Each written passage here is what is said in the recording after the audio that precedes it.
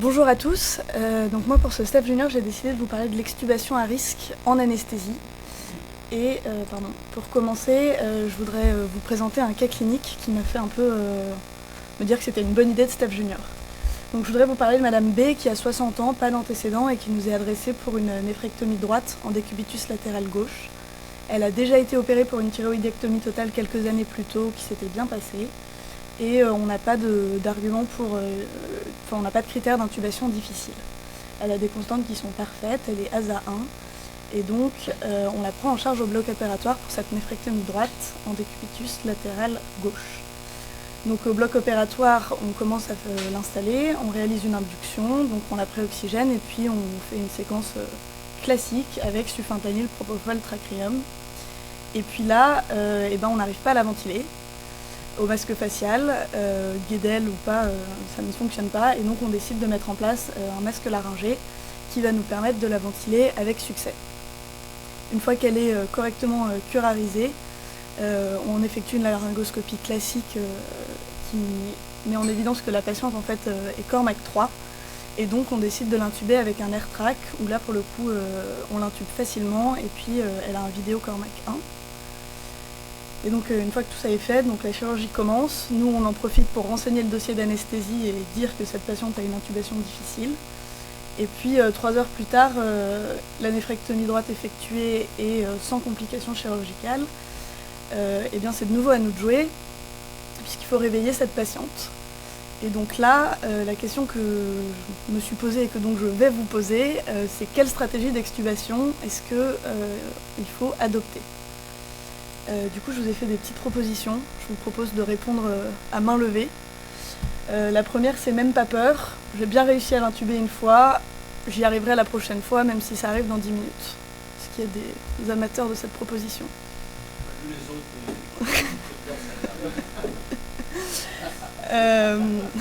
La suivante, c'est que c'est une chirurgie courte, qu'a priori, il n'y a pas eu de complications, pas de risque pour les voies aériennes supérieures. Donc on attend qu'elle soit bien réveillée. On l'extube et puis on prévient le médecin du SSPI de son intubation difficile. Est-ce qu'il y a des volontaires pour celle-là ? Il y a plus de monde. La suivante, c'est que c'est quand même trop compliqué. Moi, je suis 2e semestre, donc je la transfère aux soins intensifs, toujours intubée et ventilée, et puis ils se débrouilleront.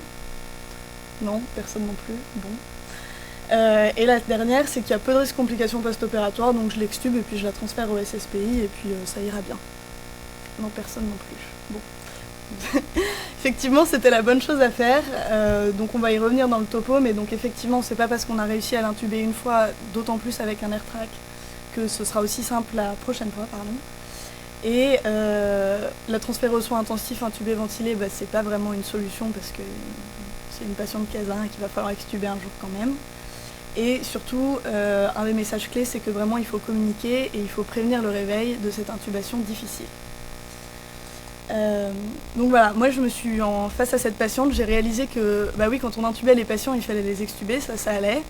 Mais alors quand l'intubation était difficile, qu'est-ce qu'on fait ? Moi j'avoue, j'étais un peu paniquée, je me suis dit mais zut, on a réussi à l'extuber, on est tout content, mais maintenant il va falloir l'extuber, c'est pas gagné. Et donc j'ai décidé dans ce topo de vous parler de l'extubation à risque, qui est un tout petit peu plus large que juste l'extubation après une intubation difficile et qui va comprendre l'extubation accidentelle qui est aussi une extubation à risque, et l'extubation qui arrive du fait du contexte d'une chirurgie lourde ou cervicale par exemple, et oui, des comorbidités du patient. Et j'ai aussi décidé de vous en parler parce que certes les échecs d'extubation c'est rare, mais c'est quand même super grave. C'est 30% des incidents anesthésiques, c'est la principale cause de morbidité cérébrale et de mortalité en anesthésie, et dans 50% des cas c'est quand même lié à une absence d'anticipation et de planification de notre part, donc ça pourrait être amélioré. Dans 12% des cas, c'est une extubation accidentelle. Pareil, ça pourrait être évité. Et quand même, toute cette histoire, ça se solde par 5% de mortalité, ce qui n'est pas négligeable. C'est très grave, mais c'est quand même pas si fréquent que ça, puisque la nécessité de réintubation, c'est 0,1 à 0,45% des patients. Et donc je me suis dit, puisque c'est si grave, je vais aller chercher dans PubMed, ils vont bien avoir des réponses. Effectivement, on voit l'intubation, on en parle beaucoup. D'ailleurs, quand on tape extubation, on trouve presque que des articles sur l'intubation. qui nous disent qu'effectivement il faut chercher des critères d'intubation difficiles, qu'il faut mettre en place une stratégie d'intubation, ça allait. Et par contre l'extubation, en fait de 1993 à 2012, les articles s'enchaînent et se succèdent pour dire que c'est grave, qu'on n'a pas de littérature et que on n'a pas vraiment de solution. Voilà. Et donc, pour qu'on parle tous de la même chose, je voudrais vous rappeler quelques définitions. Déjà, la première, c'est vous dire que l'échec d'extubation, c'est pas la même chose que l'échec de sevrage ventilatoire. L'échec d'extubation, c'est le fait que le patient ne soit pas capable de tolérer le retrait de la sonde d'intubation, alors que l'échec de sevrage ventilatoire, c'est le fait que le patient ne soit pas capable de tolérer l'absence de support mécanique à sa respiration. Et donc nous, pour l'extubation à risque, ça concerne quoi? C'est quand on ne connaît pas les capacités du patient à préserver ses voies aériennes supérieures, quand on sait que la réintubation pourra être difficile, et les estomacs pleins qui sont une problématique à part. Et donc, qu'est-ce qui peut arriver au cours de l'extubation? Beaucoup de choses, mais la première, c'est quand même que c'est quelque chose qu'on ne prend pas assez en compte. Et ce qui arrive le plus souvent, c'est la désorganisation humaine et le manque de moyens. C'est le patient qui est extubé un peu à la va-vite, tout ça, avec juste un anesthésiste ou un infirmier anesthésiste. Et du coup, le manque d'anticipation.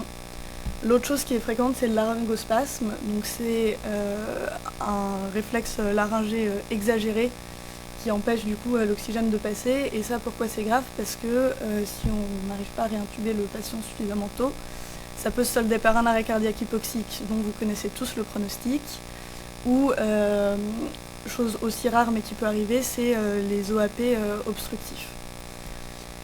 Les autres choses qui arrivent moins fréquemment mais qui arrivent quand même, c'est une diminution des réflexes des voies aériennes supérieures. Ça, c'est notamment quand quand il y a une curarisation résiduelle, ou qu'il peut y avoir des lésions du nerf récurrent, par exemple au cours des thyroïdectomies, avec toutes les complications de déglutition, d'inhalation qui peuvent survenir, et puis de mauvaise respiration. Et puis l'obstruction partielle ou complète des voies aériennes supérieures, ça c'est plutôt lié soit à la chirurgie des voies aériennes, soit à des chirurgies qui peuvent être très lourdes et avec beaucoup de remplissage et un œdème laryngé majeur. Et donc, comme tout ça, ça peut arriver, que tout ça c'est grave, je suis allée chercher dans les recommandations françaises qui sont sorties en 2017. C'est la première fois que la SFAR nous parle de l'extubation et qui nous donne du coup des critères d'extubation. Ces critères-là, donc je me permets de vous les rappeler parce que ça fait jamais de mal, c'est donc absence de curarisation résiduelle, un patient bien réveillé qui respire spontanément, une hémodynamique qui est stable et l'absence de risque de complications chirurgicales immédiat. Et ils nous disent aussi, quelques lignes plus bas, qu'en cas de risque d'échec d'extubation, il faut adapter la prise en charge, il faut chercher des facteurs de risque d'échec d'extubation et suivre une stratégie rigoureuse et prendre des mesures préventives de cet échec d'extubation. Et ils insistent aussi beaucoup sur l'importance du leadership et de la communication. Et donc en fait, ces recommandations de 2017, elles s'appuient quand même beaucoup sur les premières recommandations qui ont été faites sur l'extubation, qui ont été faites par la Difficult Airway Society en 2012, moment à partir duquel on commence à avoir de la littérature sur l'extubation. Et donc je voudrais décortiquer avec vous. Et donc la Difficult Airway Society, elle nous propose ses recommandations sur l'extubation qui sont dédiées exclusivement à l'extubation, et elle propose de s'y prendre en 4 étapes. De planifier son extubation, puis de s'y préparer, d'extuber et de surveiller. Donc on va voir ensemble ces 4 étapes. La première, c'est de planifier son extubation. Et donc pour planifier son extubation, la question la plus importante à se poser, c'est est-ce que cette extubation est à risque? L'extubation, pourquoi est-ce qu'elle serait à risque? Donc déjà, il faut prendre en compte son patient et ses facteurs de risque généraux. Par exemple, si il a une DPCO, il sera peut-être difficile à sevrer du ventilateur. S'il a une maladie musculaire, s'il a des comorbidités, s'il a des problèmes métaboliques ou hémodynamiques. Donc ça, c'est à prendre en compte. La deuxième chose à prendre en compte, c'est est-ce qu'on a des difficultés préexistantes liées aux voies aériennes. Donc bon, le patient qui a une intubation difficile, ça nous paraît évident, mais le patient qui est obèse ou qui a un syndrome d'apnée du sommeil, c'est pas à négliger non plus. La femme enceinte, c'est à risque aussi, et il ne faut pas oublier les patients qui ont eu des antécédents de radiothérapie cervicale qui peuvent poser problème également. Ensuite, donc ça c'était ce qui s'est passé avant et ce qu'on connaît de notre patient, mais il y a aussi la chirurgie qui va s'être passée avant d'extuber, et donc il faut envisager qu'il y ait pu avoir une détérioration périopératoire des voies aériennes. Et donc ça c'est quoi? C'est par exemple les chirurgies, enfin c'est toutes les chirurgies en gros du cervical et facial, avec les chirurgies, les fixations de rachis par voie antérieure par exemple, qui sont à risque d'hématome et de plaie de la filière. Ça va être les chirurgies carotidiennes, ça va être toutes les chirurgies ORL et les chirurgies maxillofaciales. Et puis ça va aussi être les chirurgies longues, où on va avoir un patient qui va être en position de Trendelenburg et qu'on aura rempli massivement parce que ça favorise l'œdème au niveau des voies aériennes. Et enfin, l'autre question à se poser, c'est quel accès est-ce que je vais avoir aux voies aériennes à la fin de la chirurgie? C'est pas la même chose si le patient il a le cou et la mandibule libre que si on a une minerve rigide, si on a une fixation mandibulaire ou s'il y a un pansement qui obstrue un peu l'airway, par exemple les pansements de neurochirurgie qui empêchent quand même un peu l'ouverture de la bouche, c'est aussi à prendre en compte. Donc une fois qu'on s'est posé toutes ces questions-là, on peut se préparer à extuber notre patient. La première question à se poser, c'est quels outils est-ce que j'ai si mon extubation est à risque? Le premier, c'est d'appeler à l'aide. Plus on est à réfléchir, plus ce sera simple. Et le deuxième, qui est un peu général, mais c'est qu'il faut toujours avoir à côté de soi, c'est le chariot d'intubation difficile, parce que ça peut être de grands secours. Et après, dans les autres techniques un peu plus avancées, si par exemple le chirurgien veut que le patient ne tousse pas pour pas qu'il y ait de problème de lâchage de suture, on peut envisager de le réveiller avec un masque laryngé. Si l'intubation a été difficile, il faut penser au cathéter d'échange dont on reparlera plus tard. Et puis si, dans les cas un peu plus extrêmes, s'il n'y a pas d'amélioration prévisible des voies aériennes, il faut quand même envisager la trachéotomie. Et on a toujours l'option de retarder l'extubation.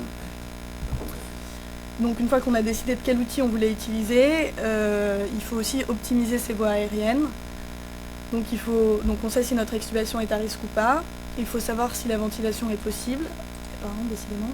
Est-ce qu'elle l'était avant la chirurgie? Oui, non. Et est-ce qu'elle le sera après la chirurgie, ou est-ce qu'on a des raisons de penser que la ventilation après la chirurgie sera plus compliquée? Parce que c'est quand même pas la même chose si on peut pas ventiler le patient, la situation est quand même encore plus à risque.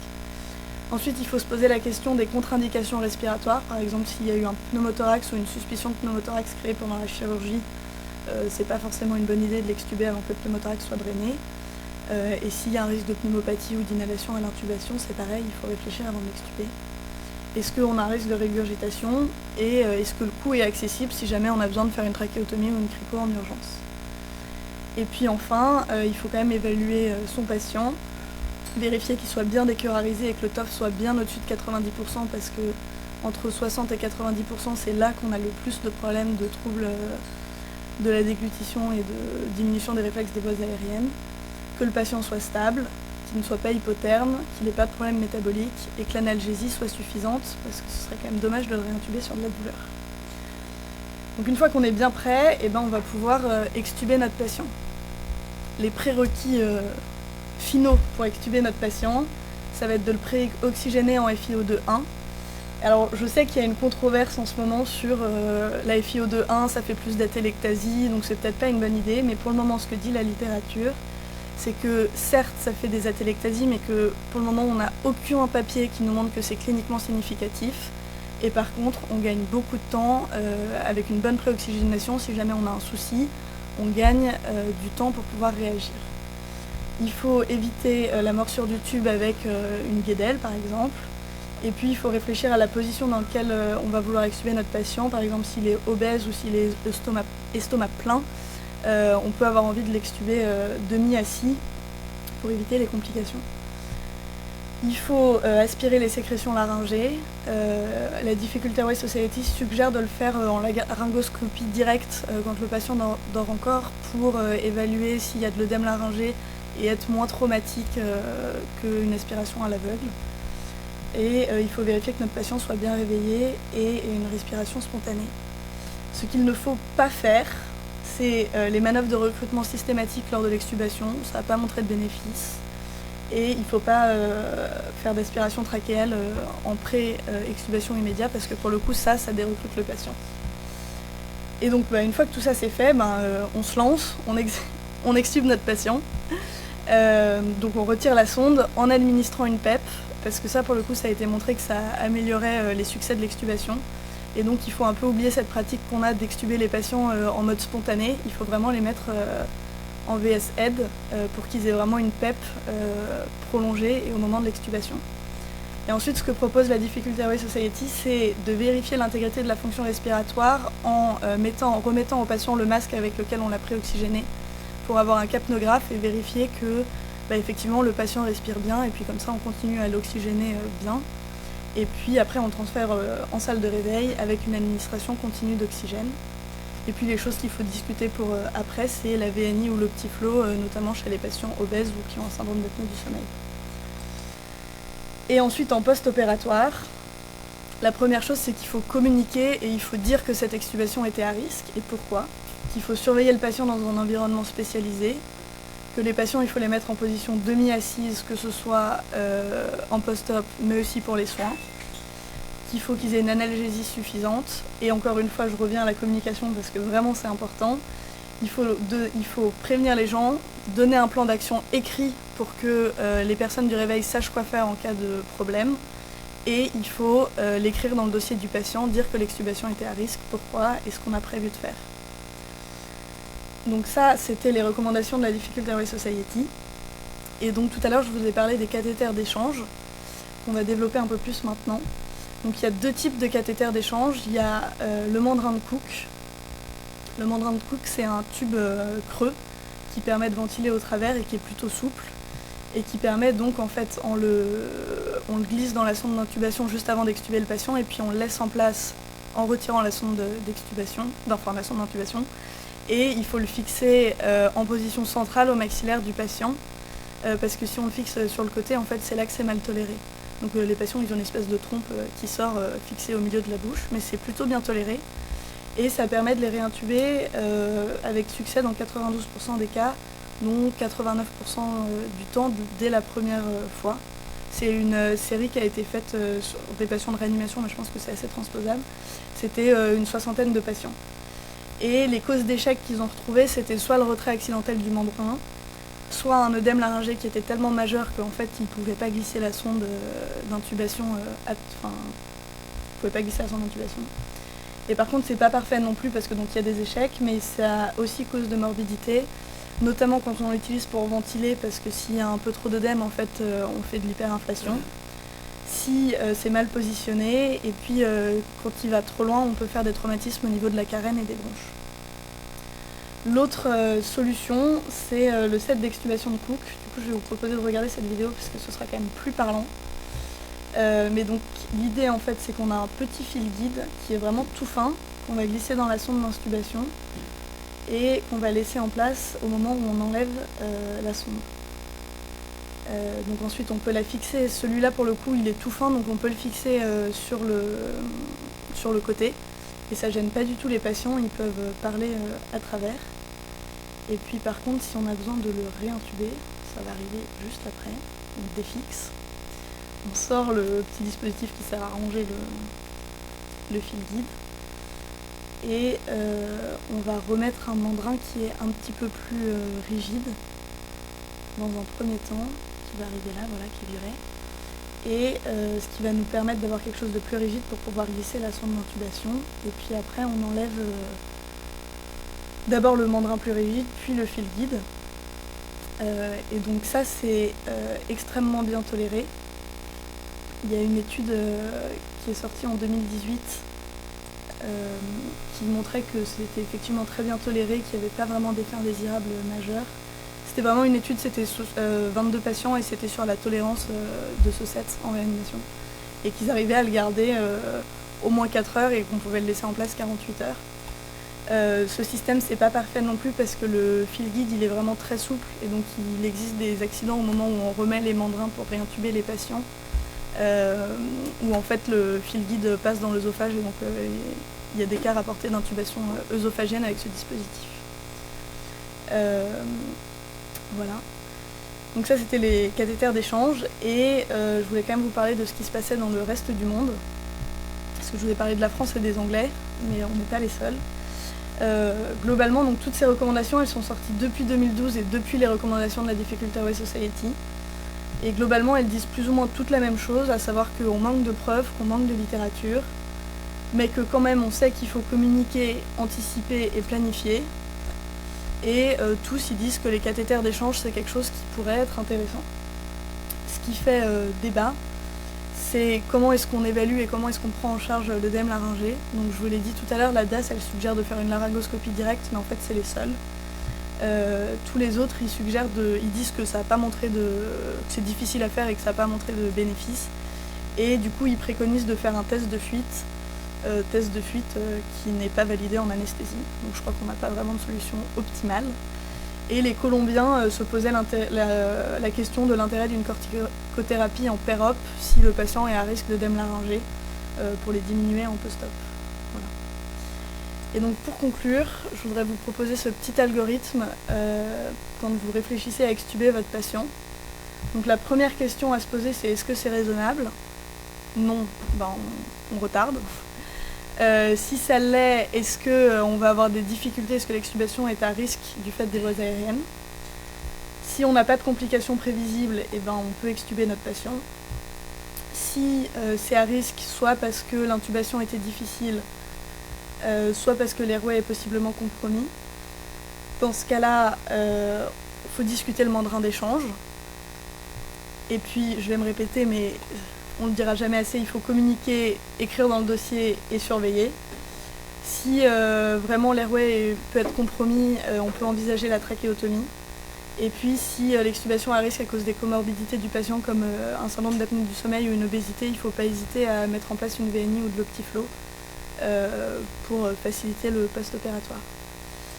Et je vous propose également une checklist avant d'extuber, parce que moi ça me manquait.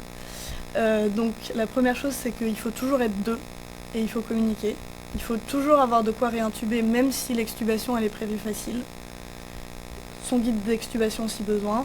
Toujours avoir de l'oxygène, préoxygéner son patient et avoir de l'oxygène pour le transfert jusqu'au SSPI. Il faut le surveiller. Et c'est pas tout d'avoir un plan A, il faut aussi avoir un plan B, voire C, voire D. Et puis je vais vous laisser avec cette citation de Cooper qui est celui qui a le plus publié sur l'extubation depuis les années 90, qui nous dit que chaque extubation, c'est une potentielle réintubation, et que ça c'est toujours un challenge, même si la première intubation était facile. Je vous remercie.